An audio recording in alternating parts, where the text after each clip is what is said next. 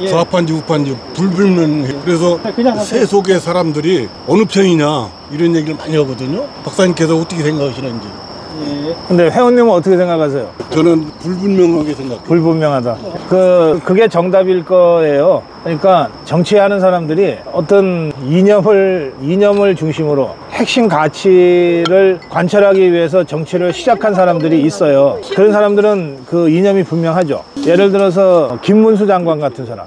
이 사람은 뭐 권력욕보다는 자신이 생각하는 자유민주주의 이념을 지키기 위해서 정치에 뛰어든 사람이거든요. 그러니까 이 사람에 대해서는 뭐 불분명한 게 없죠. 반면에 굉장히 많은 정치인들이 이념보다는 뭔가 권력을 한번 잡고 싶다고 하는 욕심으로 정치를 한다고요. 제가 보기에는 국민의힘에는 한 70~80% 정도가 권력 잡고 싶다는 욕심으로 정치를 시작한 사람들이에요. 저 더불어민주당 좌파들 중에도 그런 사람들이 없는 건 아닌데 거기에는 한 절반 가까이가 그렇고 나머지는 어떤 혁명 이념을 관철하기 위한 수단으로 정치를 선택한 사람들이거든요. 그러니까 우리에 비해서 이념성이 훨씬 강하죠. 저 좌파들은.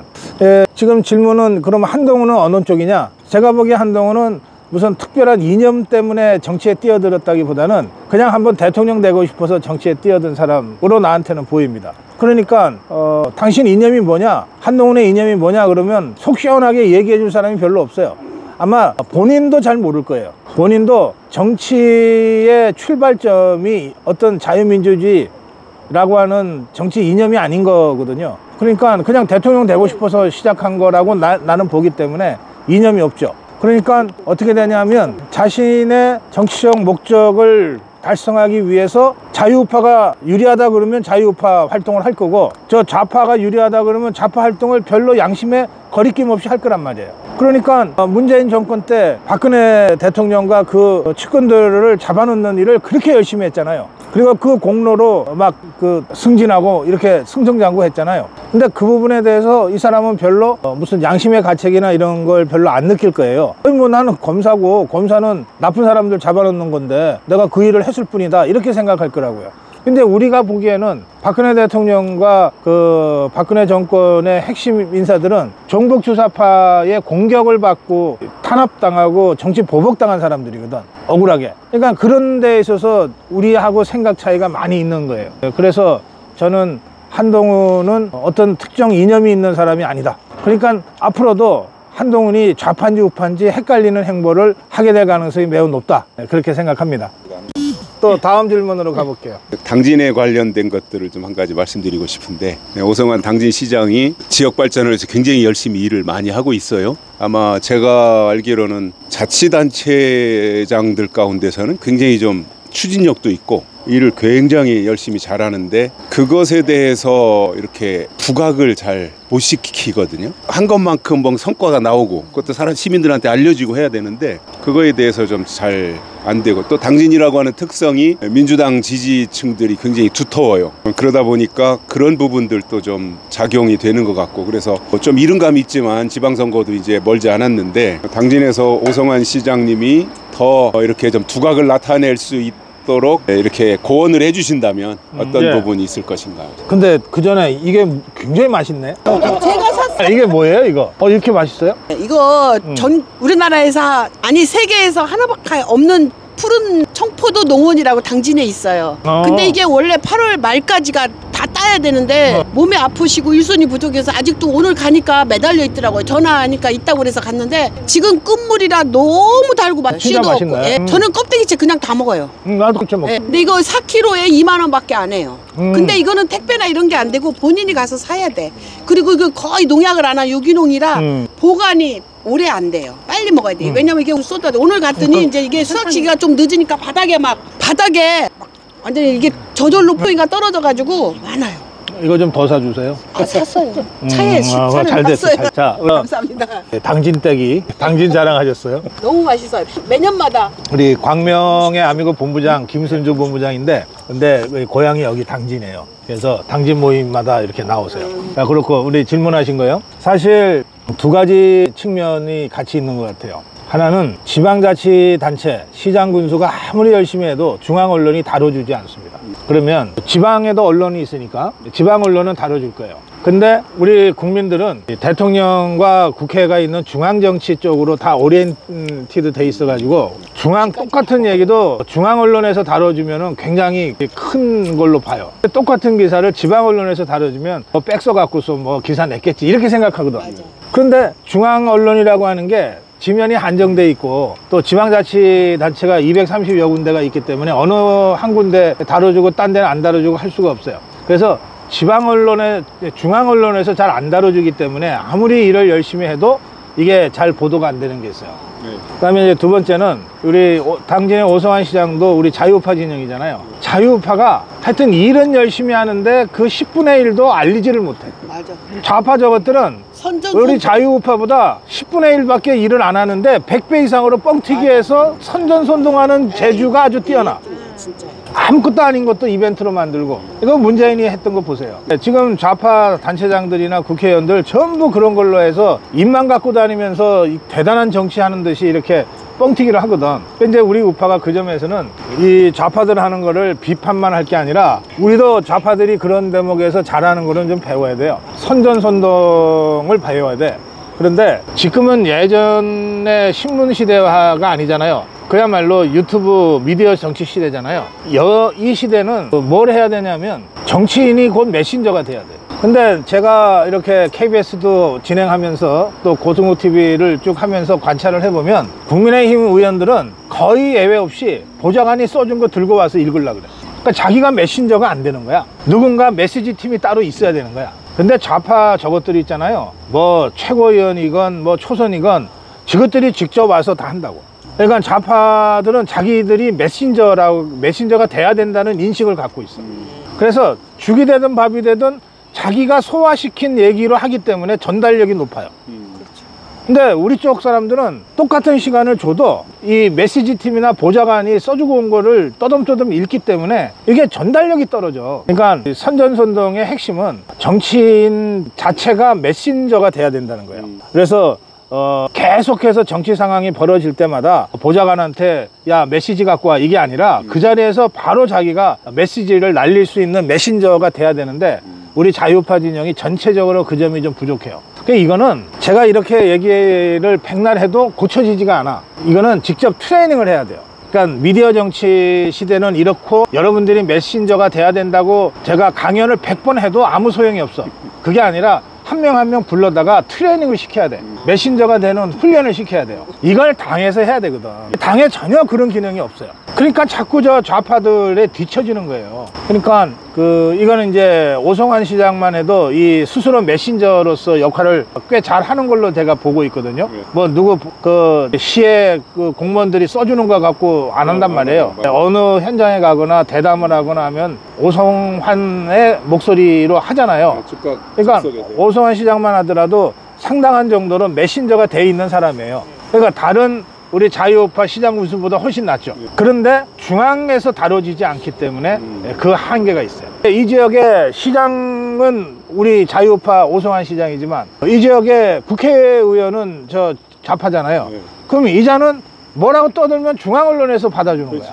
그러면 당진 시민들 입장에서는 이 지역의 더불어민주당 국회의원은 뭔가를 하는 것 같은데 시장은 도대체 뭐 하는 거야? 이렇게 되는 거지. 그런 불리한 점이 있습니다. 그래서 이거를 극복하기 위한 제일 효과적인 방법 중에 하나가 유튜브 채널을 통해서 자기 이야기를 해주는 거예요. 이게 중앙 언론에서는 지방에 다니면서 이런 거 안 해요. 그러니까 이제 저희 고성호 TV를 통해서라도 자꾸 그 시장 군수들의 목소리를 조금이라도 더 국민들한테 알려야죠. 그리고 이게요, 이런 게 있습니다. 이제 당진시에 사시는 여러분들이 그냥 일상생활 속에서 오성환 시장이 뭐 한다더라라고 얘기할 때 하고, 이를테면은 광명에 사는 당진댁 김순주 본부장이 당진에 있는 자기 지인들한테 야, 그건 너네 저 오성환 시장이 이런 얘기 한다고 어디 방송에서 얘기하던데, 그때 훨씬 더 그 임팩트가 커요. 야, 이게 전국적으로 알아주는 사람이구나, 이런 게 있어요. 그게 꼭 좋은 건 아닌데 어쨌든 지금의 우리 언론 지형과 국민들의 인식에는 그런 게 있기 때문에 저는 불가능한 얘기 백날 해봤자 소용없고, 고성국 TV를 더 적극적으로 우리 자유파 시장 군수들이 자기 목소리, 자기 메시지 이를 전달하는 채널로 더 적극적으로 활용해라. 그 방법이 현재로서 제일 쉽게 할 수 있는 방법이다. 네, 그렇게 말씀드리고 싶습니다. 네, 감사합니다. 오늘 백론대 박사님 당긴 오셔서 또 아주 그 우리 박재현 본부장님 사업장 그 마당에서 정말 가든 파티 같아요. 아주 만찬은 좋아요. 예, 네. 만찬 아주 바람도 선을 불고 네, 아주 가을이 시작된 좋네요. 것 같아요. 예, 좋은데 제가 그 이제 박사님은 전국으로 이렇게 투어를 한번 하시잖아요. 하시면은 과연 그 우리가 26년도에 지방선거를 현재와 같이 그 이길 수 있겠는가 하고 먼저는 그 뭐 정치권에서 다 하는 얘기인데 20대 청년들이 그 사람들 잡아야 된다. 라고 하는데 그럼 여야 할 것 없이 20대 청년 수도권 청년 여성들을 잡아야 된다는 20대를 잡아야 된다는데 막연하게 어떻게 잡을 것이냐 그 사람들한테 뭐 참 그 매월 현금을 얼마씩 줄 거냐 직장을 줄 거냐 뭐 주택을 줄 거냐 그런 것도 어떤 그 책도 없이 제시도 없이 허공했던 것 마냥 20대 청년들 잡아야 된다라고 그러면서 또 이제는 뭐 산토끼를 잡아야 된다는 얘기예요.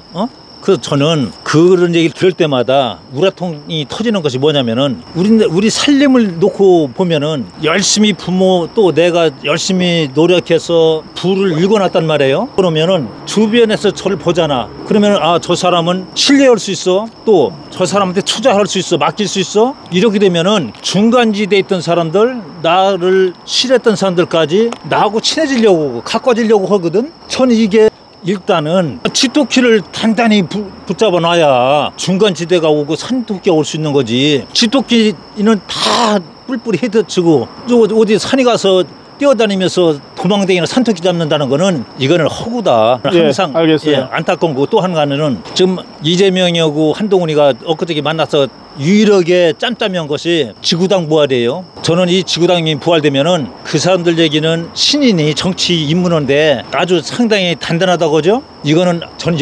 정반대 방향이라고 생각해요. 지구당의 위원장이 그 권력이 얼마나 세냐면은 거기에 또 돈이 다 몰리잖아요. 이거는 정치를 발전하는 것이 아니고 몇십 년 후 또 후퇴시키는 거거든. 이런 거를 박사님 입장에서 보실 때 과연 이게 한국 정치 발전에 바람직한 발상인가 듣고 싶습니다. 그래요. 마지막 질문부터 말씀드리면 이거 역행하는 겁니다. 정치개혁이 심각하게 후퇴되는 겁니다. 이번에 총선 과정에서 현역 의원들한테 감점을 줬어요. 감점을 주고 정치 신인하고 경쟁을 붙었는데 현역 의원들이 거의 다 다시 살아남았거든요. 그러니까 현역의 벽이 그만큼 높아. 근데 이 현역들한테 지구당 위원장이라고 하는 강력한 방표를 하나 더 갖다 주는 거거든. 그리고 이게 지구당 부활만 하는 게 아니라 지구당 부활하면 지구당 차원의 후원 조직도 부활시켜 주겠다는 거예요. 그러면 그야말로 난공불락의 성이 되는 거지. 그러니까 이거 현역 의원들한테 당신들 다음에 선거 그 공천 한 번 더 받아 라고 약속하는 거랑 똑같아. 그러니까 이 완전히 짬짬이 담합을 하게 되죠, 현역 의원들이. 그래서 지금의 현역 의원들이 아주 높은 장벽을 치게 만드는 거가 지구당 부활이에요. 이거를 한동훈이하고 이재명이가 자기들의 대권으로 가기 위해서 현역 의원들의 지지를 얻기 위해서 이 현역 의원들한테 더 이상 좋을 수 없는 달콤한 일종의 포퓰리즘 공약을 지금 하는 거거든요. 그래서 이거는 한동훈과 국민의힘 현역 의원 간의 야합, 이재명이와 더불어민주당 현역 의원들 간의 야합인 거고 한동훈 이재명 야합인 거예요. 이렇게 되면 정치 신인들이 정치권에 입문하는 건 거의 불가능해집니다. 거기에다가 이런 예전에 지구당 위원장 제도가 있었을 때는 이게 돈 먹는 하마로 가지고서 계속 사고가 났는데 이때는 여당은 그래도 대통령의 강력한 힘으로 지구당 위원장을 날려버리고 새로운 정치 신인을 수혈할 기회가 있었어요. 야당은 전혀 불가능해. 그런데 지금은 이 상향식 공천이 마치 굉장한 민주적 공천인 것처럼 그렇게 막 유포가 됐단 말이에요. 김무성이 때부터. 그래가지고 위에서부터 컷오프하고 이런 거는 거의 지금 못하고 다 상향식으로 하자 그러면은 정치 신인들은 거의 들어갈 틈이 없어요. 그 높은 현역 의원들의 벽을 어떻게 높아요. 그래서 말씀하신 대로 이 지구당 부활은 한동훈 이재명의 야합입니다. 그리고 심각한 정치 후퇴를 가져오게 될 겁니다. 그다음에 이제 두 번째 그 2년 후 지방선거 전망. 현역 프리미엄이라고 하는 게 있어요. 현역 시장 군수가 다시 선거에 나갔을 경우에 이 사람이 4년간 또는 8년간 시정과 군정을 하면서 조직적으로도 단단해지고 또 여러 가지 정책의 효과도 있어서 그걸 가지고 국민들한테 호소하기가 쉬워요. 그리고 특히 특히 대부분의 지역 사업은 1, 2년에 끝나는 사업들이 아니에요. 이를테면 한 10년 걸리는 사업들도 많거든요. 그러면 이제 현역들 입장에서는 그 지역 유권자들한테 제가 시작한 사업 제가 끝낼 수 있게 마지막 기회를 한 번 더 주세요, 이렇게 호소할 수가 있어요. 근데 그게 또 그럴듯하잖아요. 그래 한 번 더 시켜서 이거 마무리하게 하자, 그런 식으로 현역 프리미엄이라고 하는 게 있어요. 2년 전에 지방선거는 우리가 현역이 절대적으로 소수인 상태에서 선거를 치렀어요.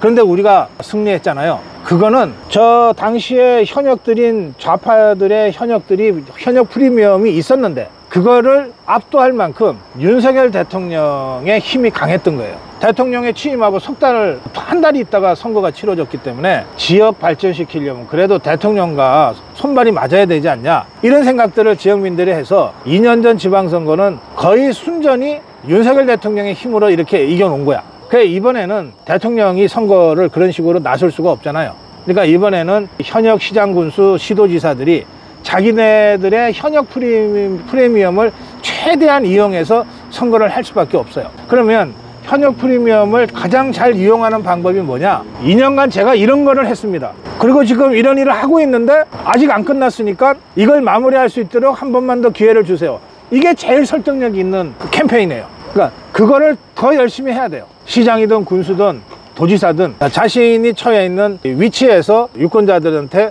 제일 호소하기 쉬운 거, 괜히 어려운 말 백날 늘어나봤자 소용없고 뭐 새로운 거 하겠다 그래도 별로 안 먹혀요. 왜? 아니 그럼 그동안 뭐 하고 또 새로운 거 하겠대, 바로 반론이 들어올 수 있거든.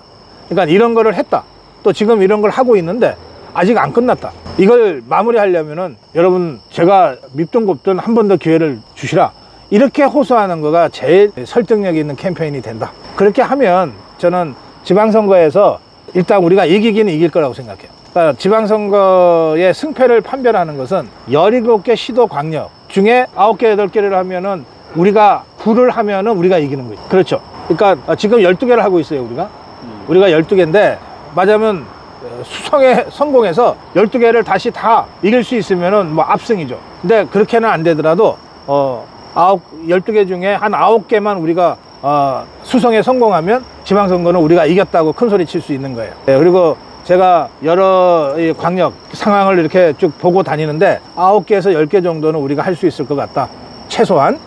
그렇게 생각합니다. 그 다음에 두 번째 질문이 뭐였죠?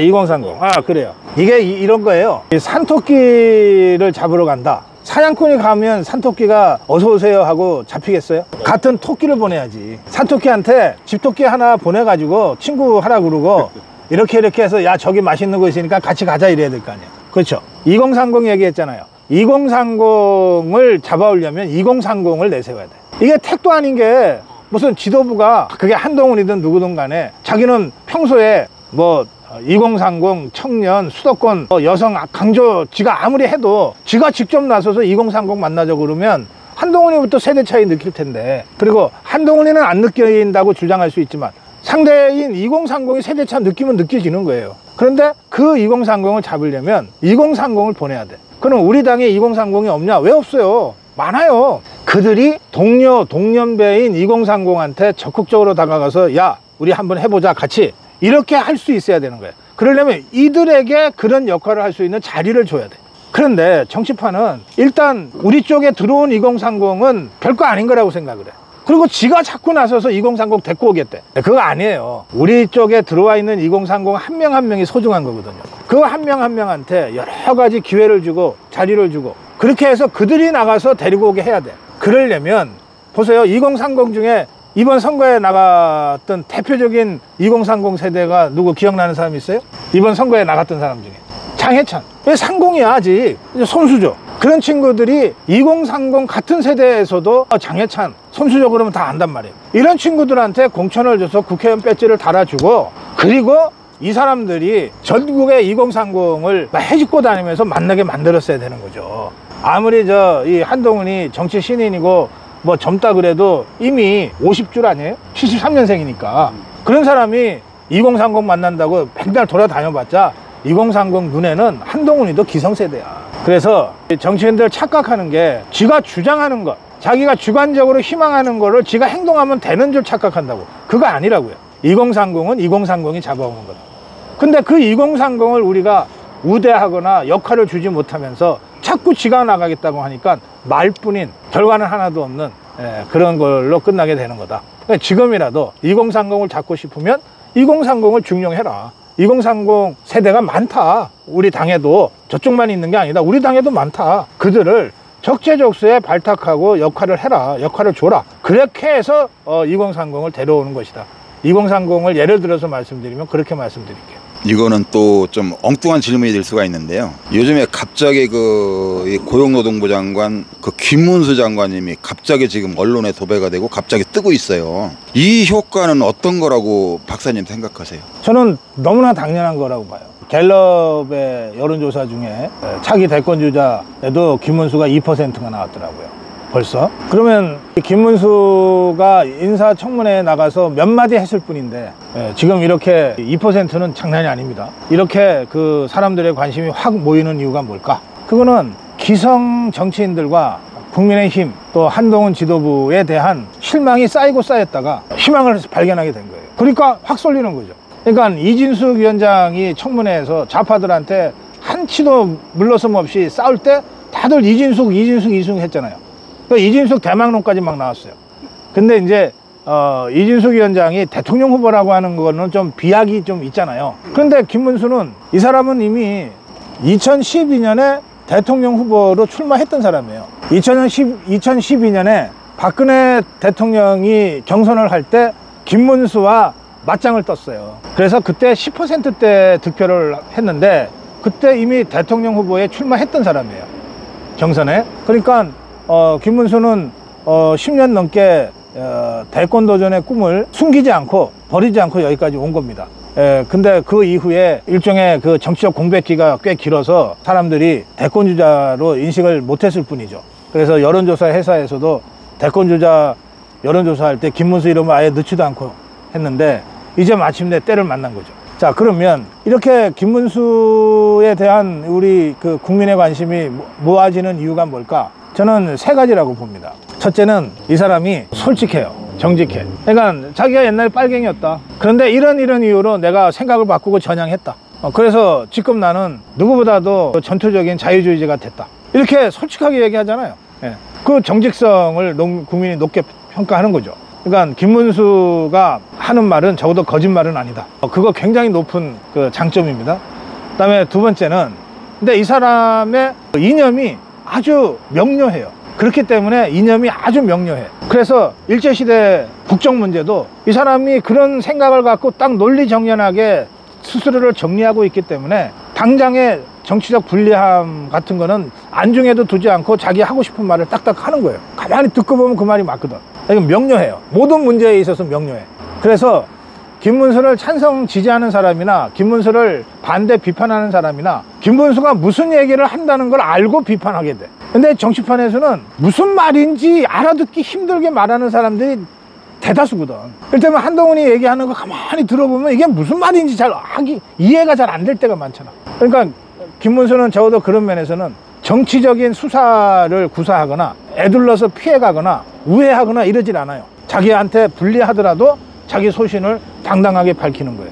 그래서 논리정연해. 그래서 이 사람이 하는 말은 무슨 말을 하는지 금방 알아들어. 찬성하든 반대하든. 세 번째는 이 사람의 일생을 통해서 가난하고 서민과 함께 살아왔다는 걸 국민들이 다 알아요. 경기도지사 할 때까지 전세방 살았고 돈을 탐해 본 적이 없고 그래서 금전과 관련된 스캔들은 단 한 건도 발생한 적이 없어요. 그리고 자식들이 사회복지 쪽에서 일을 해요.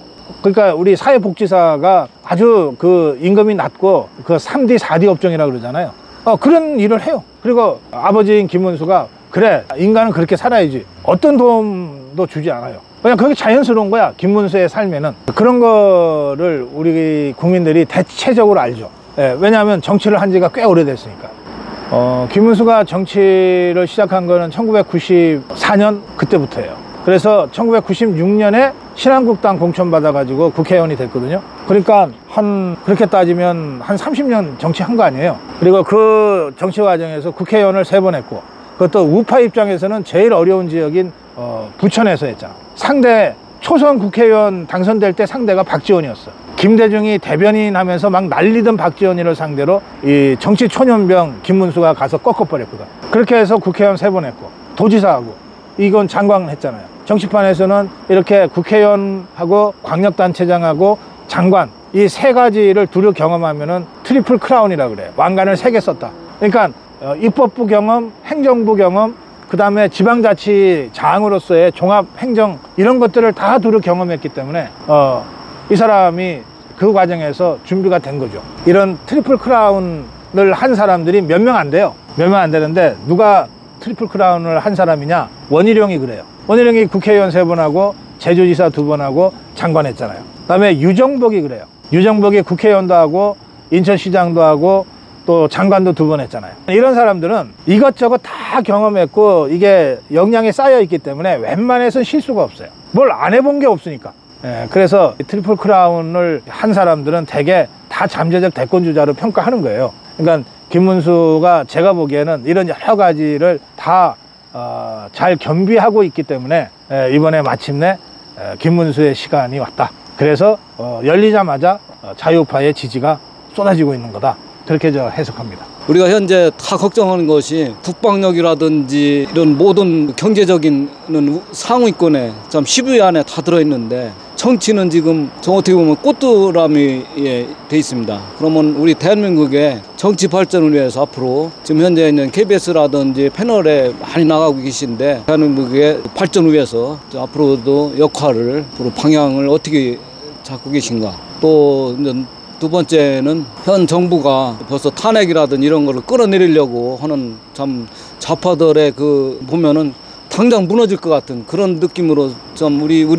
우파인들은 좀 잠이 안 와요, 사실은. 그래서 앞으로 윤석열 정부가 진짜 경제 살리기를 하나를 내세워서라든지 뭔가 하나 끄집어내 갖고 진짜 이슈화를 시켜서 앞으로 남은 시간을 진짜 우리 대한민국이 다시 한번 도약할 수 있는 이런 계기를 뭔가를 내세워서 할 수 있게 한번 그런 제시를 한번 해주셨으면은 우리가 참 박수로 또 우리가 삶이 더 윤택하고 앞으로 이 참 유일하게 남북한이 갈라지는 대한민국을 진짜 어느 순간에 통일이 될 수 있던 이런 모습들이 우리는 바라고 있습니다. 이게 우리 박사님이 진짜 책임이 너무나 무겁습니다. 이런 역할을 좀 더 해주셨으면 그런 알겠습니다. 말씀을 당부드립니다. 예. 감사합니다. 예. 제가 지난주 한 일주일 휴가 갔다 왔다가 이제 당분간 휴가 안 가겠다고 결심했어요.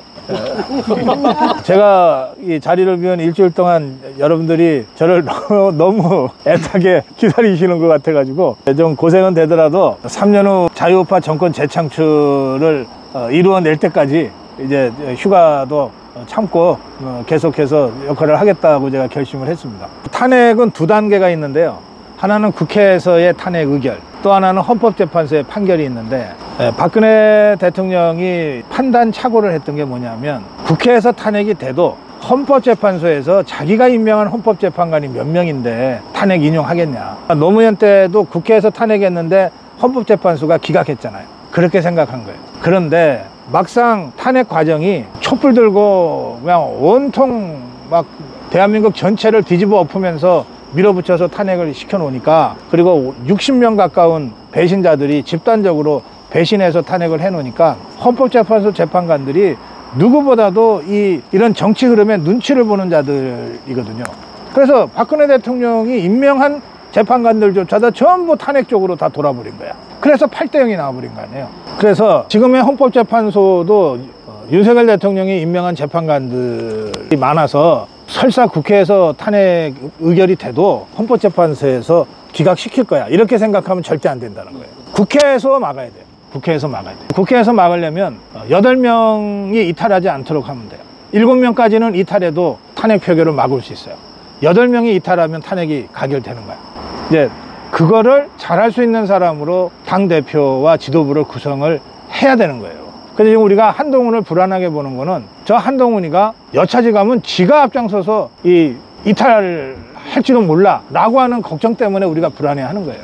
그래서 이 부분은 이미 한동훈이 대표로 있는 상황이니까 어쩔 도리가 없다 하더라도 대통령이 바로 그 점 때문에 총선 패배 직후에 당의 현역 의원들을 쭉 만나고 이런 식으로 해서 대통령으로서는 최선을 다해서 지금 관리를 하고 있는 건데 대통령의 관리로는 부족하고 당 지도부가 나서서 자기 일처럼 해야 돼요. 근데 저는 정치권 바깥에 있는 입장에서 어떤 생각을 하냐면 설득해서 윤석열 대통령을 지키지 않으면 안 된다고 지켜야 되는 이유를 백날 설명해 봤자 배신할 것들은 배신한다 이거예요. 그래서 저는 방법을 바꿨어요.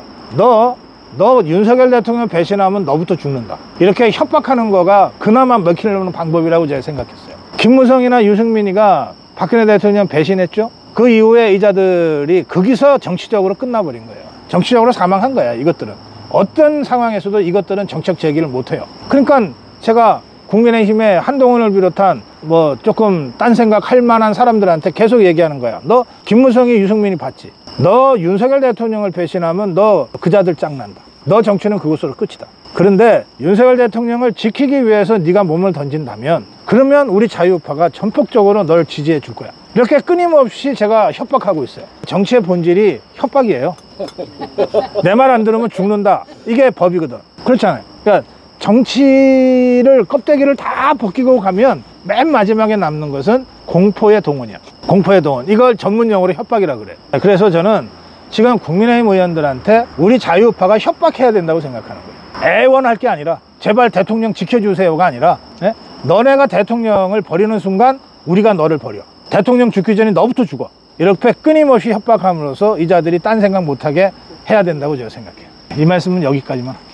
우리 아미고 회원들과의 대화는 여기까지 하겠습니다. 여러분. 아니